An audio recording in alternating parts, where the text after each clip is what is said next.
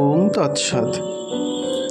স্বধর্ম নিরত ব্রাহ্মণ ও ক্ষত্রিয়ের কথা দূরে থাক, পাপ নিরত স্ত্রী, বৈশ্য ও শূদ্র এই আত্মদর্শন রূপ ধর্ম আশ্রয় করে অনায়াসেই পরমাগতি লাভে সমর্থ হয়।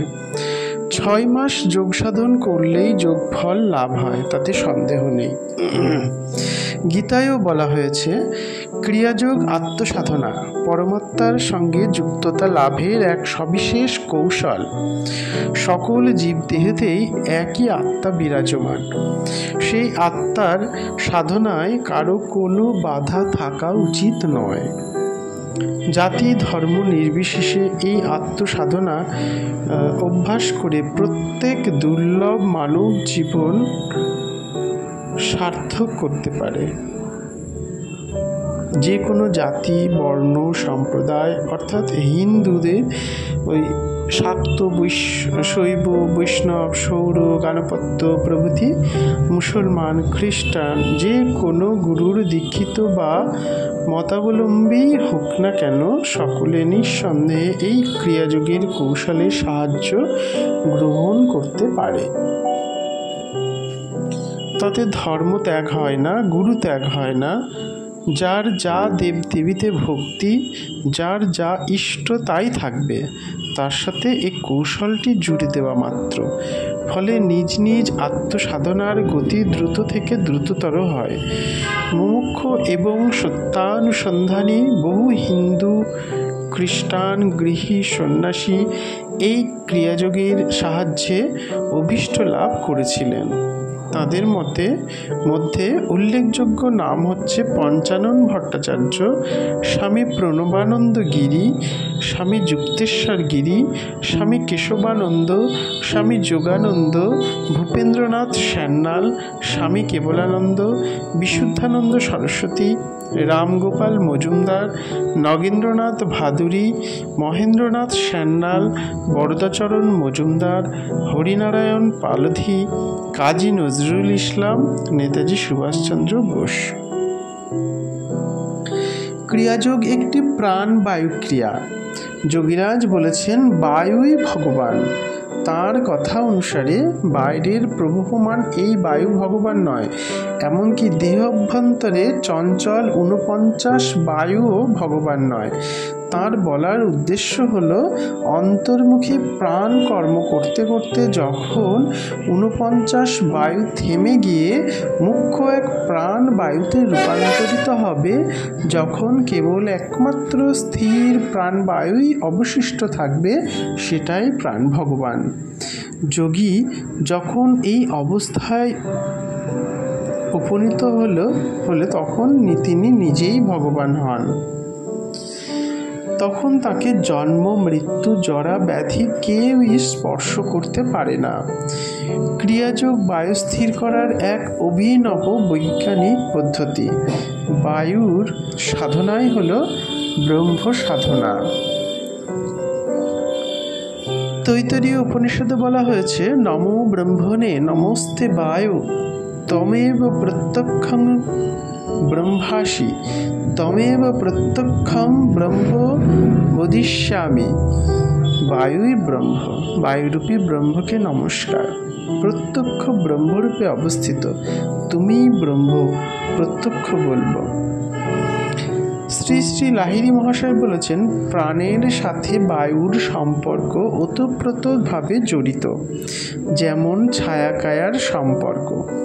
প্রাণ আছে বলে আমার শরীরে জড়দেহের প্রকাশ। প্রাণকে ধরতে হলে প্রথমে বায়ুকে অবলম্বন করতে হয়। বায়ুকে বাদ দিয়ে কোনো সাধন ভজন হয় না। তিনি দেখিয়ে দিলেন, গাছের ডগায় জল না দিয়ে গোড়ায় জল দাও। সেজন্য তিনি বারে বারে জগৎবাসীকে উদ্দেশ্য করে বলেছেন, তোমরা প্রাণের সাধনা করো,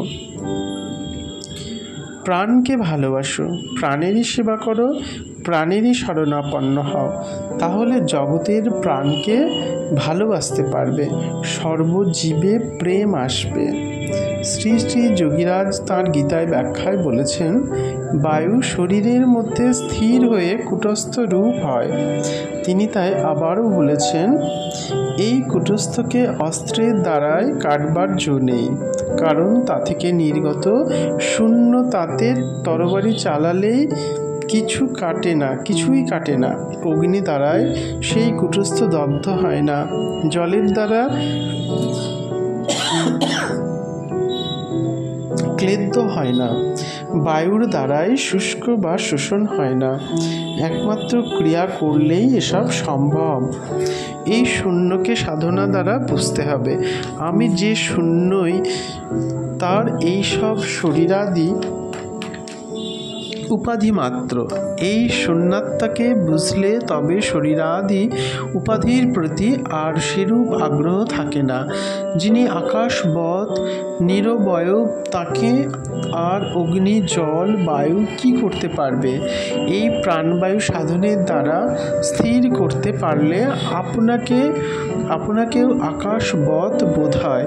ইহা গল্পকথা নয়, সাধন করে দেখলে সবাই বুঝতে পারবেন। আত্মা নিরবয়ব বা নিরাকার, তাই শূন্য বলা হলো। শূন্য বলতে কিছুই নেই, এরূপ একটা অর্থ নয়।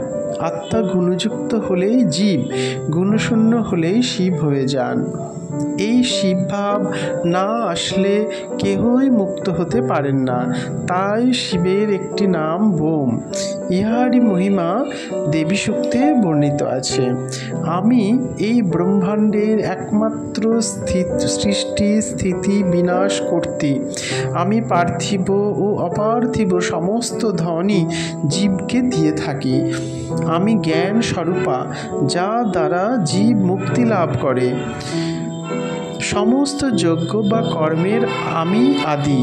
এই কর্ম, উপাসনা এবং তৎফল জ্ঞান কিছুই হতে পারত না যদি জগদ্ধাত্রী রূপা প্রাণ না থাকতেন।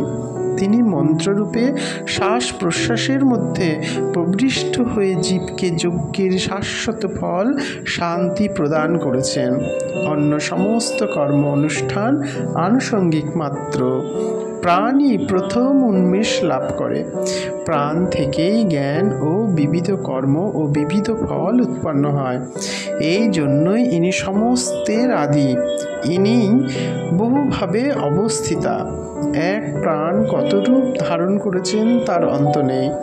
দেবতা থেকে মনুষ্য, পশু, পক্ষী, কীট, পতঙ্গ, বৃক্ষ, লতা, প্রস্তরাদি, এ সমস্তই প্রাণের বিভিন্ন প্রকাশ বা রূপ। এ রূপে প্রাণ বহুরূপে বহুভাবে প্রতিষ্ঠিতা। দেব স্বভাব বা দেবীগুণ সম্পন্ন জীবগণ তাই আমার উপাসনা করেন। ক্রিয়াযোগ হচ্ছে একটি বায়ুক্রিয়া। বায়ুই হচ্ছে এই শরীরের শাসক। বায়ুর শক্তিতেই শরীরস্থ ইন্দ্রিয়, মন,